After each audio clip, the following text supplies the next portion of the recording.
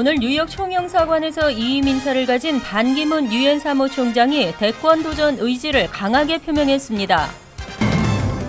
어제 있었던 선거인단 투표는 이변 없이 트럼프 당선을 확정지었습니다. 멜리사 마크 비버리토 뉴욕시 의회 의장이 이민자 보호법 제정을 촉구했습니다. 한국관세청이 해외여행 성수기를 겨냥해 휴대폰 집중 단속을 실시합니다. 이제 뉴욕시에서 미터 주차료 결제를 모바일 앱 파크 NYC를 이용해 간편하게 할 수 있습니다. 이상은 이 시각 주요 뉴스입니다. 여러분 안녕하십니까? KBN 뉴스입니다. 반기문 유엔 사무총장이 오늘 뉴욕 총영사관에서 한인사회 주요 인사들과 만나 이임 인사를 했습니다.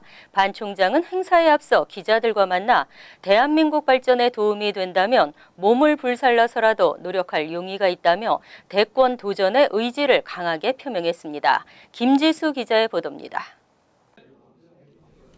이달 말로 임기를 마치는 반기문 유엔 사무총장이 뉴욕 한인사회 인사들과 만나 이임 인사를 나눴습니다.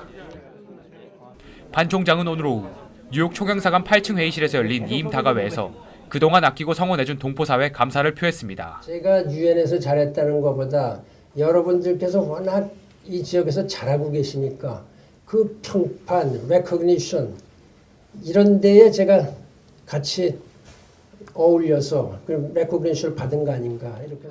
오늘 다가회에는 지역 한인회장과 평통, 사회봉사단체장, 동포기업 대표 등 80여 명이 참석해 임기를 마치는 반 총장과 인사를 나눴습니다.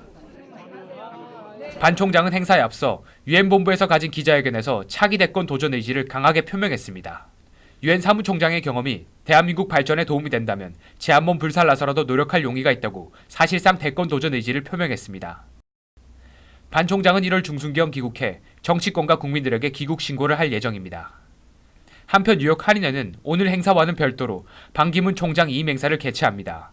오는 29일 오전 11시 유엔 본부에서 열리는 이임 행사에는 한인 인사들뿐만 아니라 뉴욕 이런 주류 정치인들도 참석할 예정입니다. KBN 뉴스 김지수입니다. 이변에 하도 익숙해 있던 터라 이번에도 이변을 기대했지만 이번에는 이변이 일어나지 않았습니다. 어제 있었던 선거인단 투표는 이변 없이 트럼프 당선을 확정지었습니다. 11월 8일 대선 일반 유권자 투표에서 트럼프 당선인은 306명의 선거인단을 확보하면서 클린턴이 확보한 232명을 크게 앞질렀습니다. 19일 실시된 선거인단 투표에서는 배신 투표가 독려되면서 혹시 대선 결과가 뒤집히지 않을까 관심이 모아졌습니다. 하지만 이변 없이 트럼프의 당선을 확실시했습니다. 어제 선거인단 306명 가운데 2명이 배신 투표를 했습니다. 모두 텍사스주 선거인단으로 존 케이식 오하이오 주지사와 론 폴 연방 하원 의원에게 각각 한 표씩을 던졌다고 CNN이 보도했습니다. 반면 클린턴에 대해 배신 투표를 던진 선거인단은 워싱턴주의 4명으로 3명이 콜린 파월 전 국무장관에게, 1명은 다코다 액세스 송유관 건설에 반대 운동을 펼쳐온 사우스 다코다 원주민 추장에게 표를 던졌습니다. 뉴욕과 뉴저지에서는 배신 투표 없이 클린턴이 각각 29표, 14표를 모두 확보했습니다.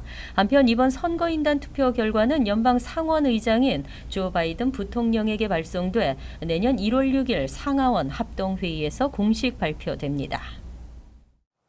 멜리사 마크 비버리토 뉴욕시 의회 의장이 이민자 보호법 제정을 촉구했습니다. 시의회에서 통과된 이민자 보호 결의안만으로는 이민자들을 보호하기 역부족으로 알려졌습니다.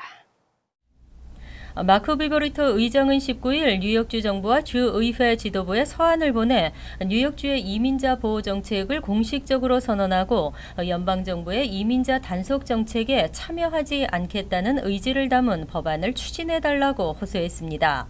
마크 비버리토 의장은 서한에서 캘리포니아주 의회는 최근 캘리포니아 가치법을 발의했다며 뉴욕주 의회도 이와 같은 법안을 추진해야 한다고 강조했습니다. 캘리포니아주 의회가 발의한 발표한 캘리포니아 가치법에 의하면 이민자는 소중하고 커뮤니티에 필요한 일원이라는 점을 인정하고 연방정부의 이민자 단속 정책 참여와 협조를 제한하는 것입니다.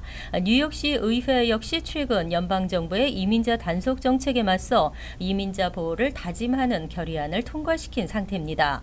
그러나 결의안은 법적 강제력이나 구속력이 없어 실질적인 정책 마련에는 역부족입니다. 특히 시정부뿐 아니라 주정부의 정책과 주의회 차원의 법이 마련돼야 실효성이 발휘될 것이라는 지적입니다.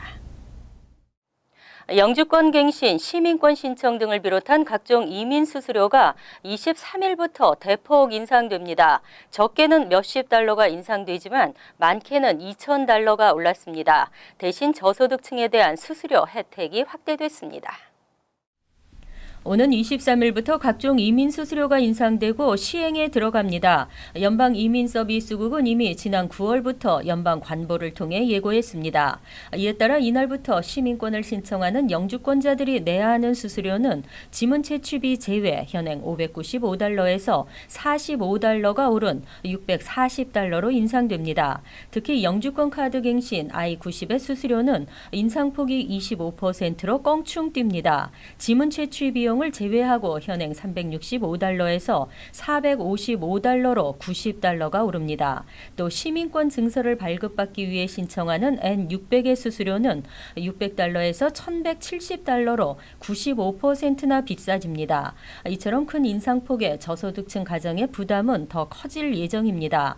이에 대해 이민서비스국은 시민권 신청 수수료 할인 혜택을 크게 확대해 연방 빈곤선 150에서 200% 가구의 시민권 신청 시 50% 할인 혜택을 제공합니다.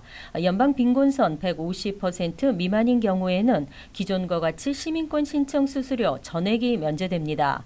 취업이민 청원서 수수료는 700달러로 인상되고 비이민 취업 청원서는 460달러로 투자이민 청원서 수수료는 무려 145%가 인상돼 3,675달러가 됩니다. 원하지 않는 곳에서 일을 하고 있는 경우가 많습니다. 전공을 살리지 못하는 이러한 일자리 불균형은 특히 이민자들에게서 두드러지게 나타났는데요. 이로 인한 사회적 손실은 연간 수백억 달러에 달하는 것으로 분석됐습니다. 이민자 사회의 일자리 미스매치, 즉 일자리 불균형 문제가 심각한 것으로 최근 이민정책연구소, 뉴 아메리칸 이코노미 등이 연방통계국 자료를 분석해 발표한 보고서에서 나타났습니다. 보고서에 따르면 미 학사 학위가 있는 약 700만 명의 이민자들 중 4분의 1가량이 실직한 것으로 나타났습니다. 또 학사 학위 소지자들이 고등학교 수준의 학력도 요구하지 않는 일자리를 가지고 있는 것으로 나타났습니다. 이처럼 일자리 불균형이 해소되지 않으면서 매년 496억 달러의 잠재적 손실이 생긴다는 지적이 나왔습니다. 이민자의 일자리 불균형이 해소될 경우 이민자들은 추가적으로 394억 달러 연소득을 얻게 되며 정부는 102억 달러의 추가 세수를 확보할 수 있는 것으로 조사됐습니다. 이러한 일자리 미스매치는 이민자 사회에서 더 심각했지만 미국에서 태어나 학사 학위를 취득한 사람들도 예외가 아니었습니다. 이들 인구 700만 명 중에서도 실직한 비율이 18%에 달했고 25%가 제대로 된 일자리를 얻지 못했습니다. 하지만 일자리 불균형 문제는 미국 내에서 학사를 딴 이민자들보다 외국에서 학사를 취득하거나 영어 실력이 부족한 이민자들 사이에서 더욱 극심하게 나타났습니다. 한국관세청이 연말 연시와 겨울방학 등 해외여행 성수기를 맞아 휴대폰 집중 단속을 실시합니다. 또 계도 기간을 통해 자진 신고하는 문화를 정착한다는 계획입니다. 한국관세청은 오는 26일부터 다음 달 6일까지 2주간 여행자 휴대폰 검사 비율을 현재보다 30%가량 높이고 유럽, 홍콩 등 해외 주요 쇼핑 지역에서 출발하는 항공편에 대해서도 집중 단속을 실시한다고 밝혔습니다. 또 면세점 고액 구매자와 해외 신용카드 고액 구매자에 대해서도 입국 때 정밀하게 검사해 엄정하게 세금을 물리기로 했습니다. 가족 등 일행에게 고가의 물품을 대리로 반입하게 하는 행위 행위도 철저히 단속합니다. 이를 위해 관세청은 앞으로 한 달간 안내 활동을 통해 공항철도 객실과 인천공항 여행객 휴대폰 자진 신고 문화 정착을 계도합니다. 면세 범위를 넘는 물품을 들고 입국하는 경우 이를 여행자 휴대폰 신고서에 적어 제출하면 15만 원 한도 내에서 관세의 30%를 감면받을 수 있습니다. 하지만 신고하지 않고 적발되면 납부할 세액의 40%를 신고 불이행 가산세 명목으로 더 부담해야 합니다. 또 반복적 미신고자는 세 번째 적발될 때부터 납부 세액의 60%를 가산세로 물어야 합니다. 이제 뉴욕시에서 미터 주차료 결제를 모바일 앱으로 할 수 있게 됩니다. 앱 파크 NYC를 이용해 간편하게 어디서든 결제할 수 있습니다. 앞으로는 미터 주차 요금을 휴대기기를 통해 어디서든 손쉽게 결제할 수 있게 됐습니다. 새 모바일 결제 앱 파크 NYC가 맨해튼을 시작으로 시 전역에 단계적으로 도입될 예정입니다. 또 내년 여름까지는 시 전역 8만 5천 개의 모든 주차 미터기에 모바일 결제 시스템을 연동시킬 예정입니다. 19일 드블라지오 시장은 파크 NYC를 이달 말까지 맨해튼 14에서 59 스트리트 사이에 설치된 주차 미터기에 도입한다고 밝혔습니다. 파크 NYC는 이지패스와 유사한 방식으로 사용자가 앱을 다운로드한 뒤 계정을 설정하면 사용자 차량 정보와 결제 정보가 미터 주차요금 결제 시스템과 연동됩니다. 각 주차 미터기에는 6자리 숫자의 구역 번호가 설정돼 이 번호를 앱에 입력하면 주차 미터기를 이용하지 않고도 현금 또는 크레딧 카드 없이 휴대기기를 통한 모바일 결제가 가능합니다. 또 주차 시간 연장 시 차량으로 돌아와야 하는 번거로움 없이 먼 곳에서도 휴대기기를 통해 결제가 가능합니다. 또 주차 시간이 만료되면 휴대기기를 통해 제공됩니다. 하지만 교통국은 모바일 결제 시스템을 시 전역에 도입하더라도 기존 결제 시스템 또한 그대로 유지하겠다는 입장입니다. 모바일과 현장 결제 모두 요금은 동일하게 유지됩니다. 올해 뉴욕시를 방문하는 관광객이 사상 처음 6천만 명을 넘어설 것으로 전망됐습니다. 한인 관광객의 수도 37만 명을 기록하면서 사상 최고를 기록할 것으로 보입니다.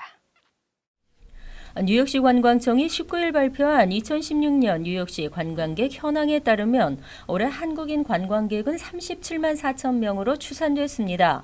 이는 지난해 기록한 35만 명보다 6.8% 늘어난 것입니다. 그리고 뉴욕시가 한국인 관광객 수를 집계한 이래 역대 최고 수치이며 국가별로는 9번째로 많은 것입니다. 가장 관광객 수가 많은 나라는 영국이 119만 6천 명이었고 중국이 95만 8천 명, 브라질 82만 2천 명 등의 순이었습니다. 한국은 지난 2009년 23만 8천 명을 기록한 후 2008년부터 금융위기 여파로 감소세를 보였습니다. 그러나 2010년부터 다시 증가세로 반전해 매년 수만 명씩 늘면서 2014년에는 31만 명까지 치솟았습니다. 그 후에도 매년 30만 명대를 돌파하며 상승세를 이어가고 있습니다. 이는 2008년부터 시행된 한미 비자 면제 프로그램이 정착되면서 한미 교류가 활발해졌기 때문으로 전문가들은 분석하고 있습니다. 특히 사업과 쇼핑은 물론 관광 목적으로 뉴욕을 방문하는 여행객과 유학생들의 증가 등이 주요 요인으로 꼽히고 있습니다. 뉴욕시를 방문하는 관광객도 사상 처음으로 6천만 명을 돌파할 것으로 예상되고 있습니다. 맨해튼 2애비뉴 전철이 1월 1일 첫 개통됩니다. MTA는 2애비뉴 전철을 이용하는 승객이 매일 20만 명으로 예상했습니다. 앤드류 커머 뉴욕 주지사가 19일 이 애비뉴 전철 공사가 한창 진행 중인 86 스트리트 역사를 방문해 이 애비뉴 전철의 새해 개통 소식을 전했습니다. 그는 새해부터는 뉴요커들이 새로운 전철 노선과 함께 더욱 편리하게 이용하게 될 것이라고 말했습니다. 이 애비뉴 전철은 지난 2007년부터 10년째 공사를 이어오고 있습니다. 하지만 드디어 12월 31일 쿠오모 주지사 등이 참석한 가운데 축하 운행을 한 뒤 1월 1일 정오부터는 있던 일반 승객들을 대상으로 정식 운행을 시작합니다. 이번에 개통되는 라인은 이 애비뉴 전철역 프로젝트 중 1단계로 우선 맨해튼 렉싱턴 애비뉴와 63스트릿역에서 Q전철이 출발해 이 애비뉴 선상 북쪽에 72스트릿역, 86스트릿역, 96스트릿역 등을 오가게 됩니다. 정식 운행이 시작되는 첫 주 동안에는 Q전철이 오전 6시부터 오후 10시까지만 매 6분 간격으로 운행됩니다. 하지만 1월 9일 이후부터는 시간 제약 없이 24시간 전철이 운행됩니다.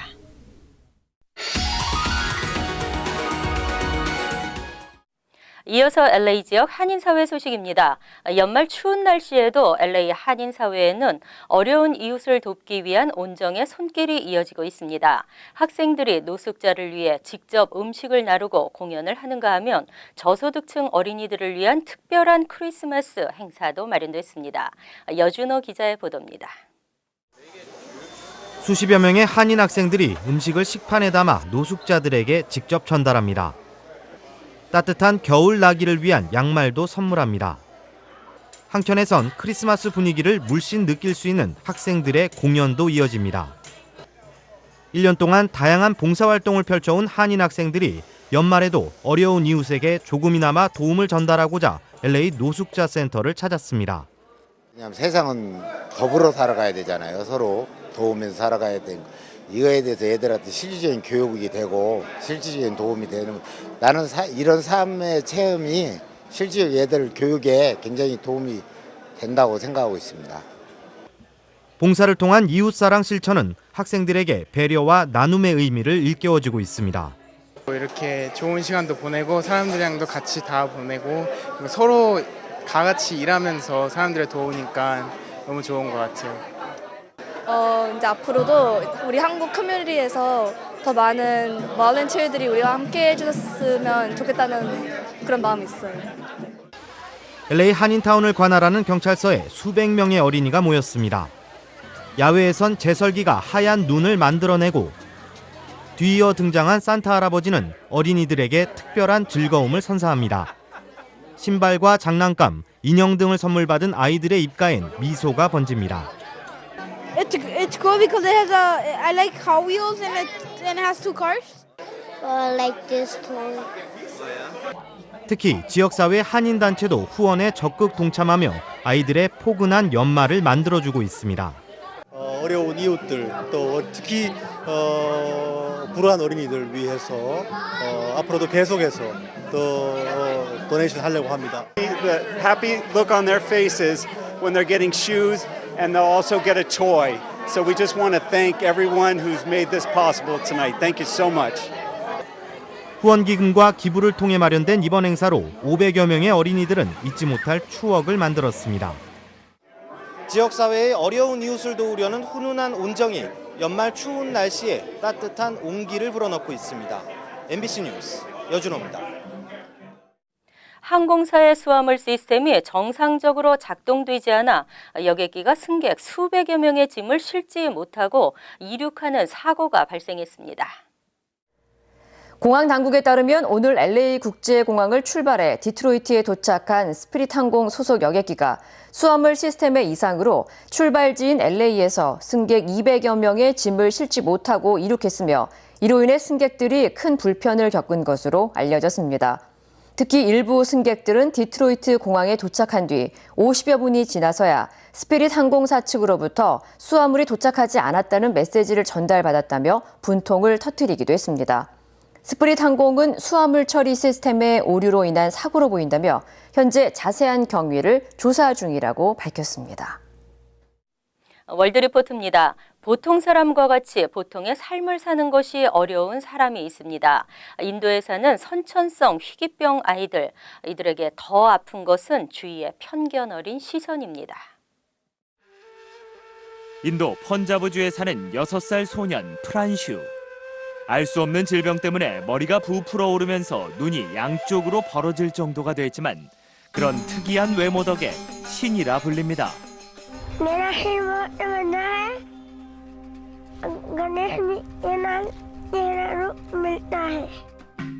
마을 사람들은 코끼리 머리를 한 힌두교 신 가네샤가 소년으로 환생했다고 철석같이 믿고 있습니다. ਇਹਨੂੰ ਲੋਕੀ ਬਹੁਤ ਮੰਨਦੇ ਆ, ਬਹੁਤ ਪੂਜਦੇ ਆ, ਬਹੁਤ ਲੋਕਾਂ ਦੀਆਂ ਮਨੋਕਾਮਨਾ ਪੂਰੀਆਂ ਹੁੰਦੀਆਂ। ਲੋਕੀ ਆ ਕੇ ਸ਼ਰਧਾ ਨਾਲ ਮੱਥਾ ਟੇਕਦੇ ਆ। 머리는 계속 부풀어 오르고 걸음도 제대로 걷지 못하는 프란슈. 하지만 프란슈는 자신의 특별한 외모가 오히려 축복이라고 말합니다.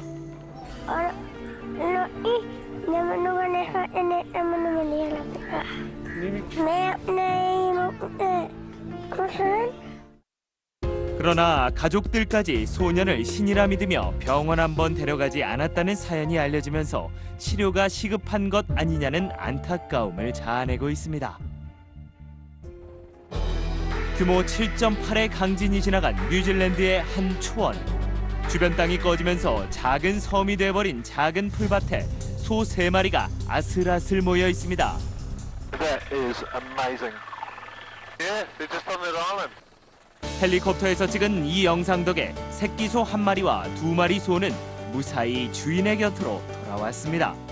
So we cut a track with shovels and encouraged them down, and they're very quiet cattle, so it wasn't very hard to do, but they've had a terrible ordeal and they weren't really very happy about where they were. 소 주인은 강진을 견디고 살아남은 행운의 소들을 도축장으로 보내지 않고 평생 함께 하겠다고 밝혔습니다. 중국 장시성의 한 흑염소 농장. 그런데 흑염소 무리에 원숭이 1마리가 함께 살고 있습니다. 흑염소의 등에 올라타 목을 꼭 껴안은 새끼 원숭이. 염소들이 산에 올라가 풀을 뜯을 때도 꼭 붙어서 떨어지지 않습니다. 이 원숭이는 어느 날 갑자기 농장에 나타났다고 합니다. 之后呢，它就趴在那个羊身上，好像感觉更有安全感。每次晚上我来观羊的时候呢，不是这只羊，就是趴在那只羊身上。 염소도 싫은 내색 없이 원숭이를 잘 돌봐주며 종을 초월한 우정을 나누고 있지만 안타깝게도 야생동물보호협회는 원숭이를 근처 동물원에 보내기로 했습니다. 간추린 소식입니다. 18일 오후 3시 프린스턴대 캠퍼스 내 포보스 칼리지 기숙사에 신경과학 전공 2학년 19세 신원식 씨가 숨져 있는 것을 학교 친구가 발견해 경찰에 신고했습니다. 경찰은 타살의 징후는 찾지 못했다며 현재 정확한 사인을 조사 중이라고 밝혔습니다. 신 씨는 프린스턴대 한인 학생의 이벤트 코디네이터와 락 앙상블 클럽 등에서 왕성한 활동을 했으며 2014년 대한민국 인재상을 수상하기도 한 인재로 주위에 안타까움을 더하고 있습니다. 메리엄 웹스터 영어사전은 올해를 대표하는 단어로 초현실적인을 뜻하는 형용사 서리얼을 선정했습니다. 총괄 편집인 피터 소콜로스키는 올 한 해 사람들이 초현실적인 것에 많은 관심을 보였다며 이는 비극적인 사건 때문이었다고 말했습니다. 서리얼의 조회수가 급증한 때는 벨기에 연쇄 폭탄 테러, 프랑스 니스 테러, 그리고 트럼프 대통령 후보가 당선됐을 때 등입니다. 전자담배 배터리 폭발 사고가 잇따르면서 연방의회 차원에서 리콜 조치가 검토되고 있습니다. 척 슈머 연방상원의원은 18일 기자회견을 열고 전자담배 배터리는 시한폭탄과 같이 위험한 물건이라며 소비자제품안전위원회와 식품의약청은 즉시 전자담배 배터리 관련 일련의 사고를 철저히 수사해 문제가 되고 있는 제품을 전량 리콜해야 한다고 촉구했습니다. 가짜 총기를 진짜 총으로 오인한 경찰의 총격에 사망한 인원이 지난 2년간 90명에 육박한 것으로 나타났습니다. 사망자가 소지한 총 가운데 비비건이 31건으로 가장 많았고 소구경 공기총 22건, 서바이벌용 총 16건, 복제총이 13건, 장난감총도 4건이나 됐습니다.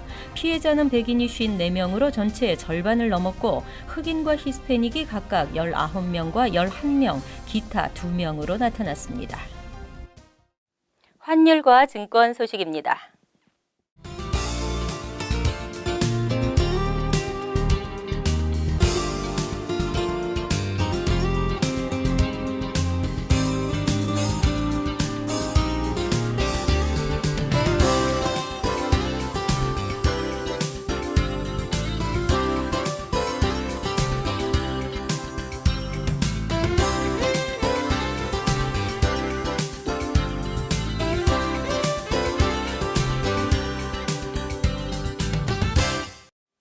이어서 날씨입니다. 수요일은 대체로 맑겠으며 가끔 흐리겠습니다. 낮 최고 기온은 44도, 섭씨 7도, 밤 최저 기온은 36도, 섭씨 2도로 예상됩니다. 목요일은 대체로 흐린 날씨가 예상됩니다. 하지만 금요일은 맑고 화창한 날씨를 보이겠습니다. 이상으로 KBN 뉴스를 마칩니다. KBN과 함께 편안한 하루 되시기 바랍니다.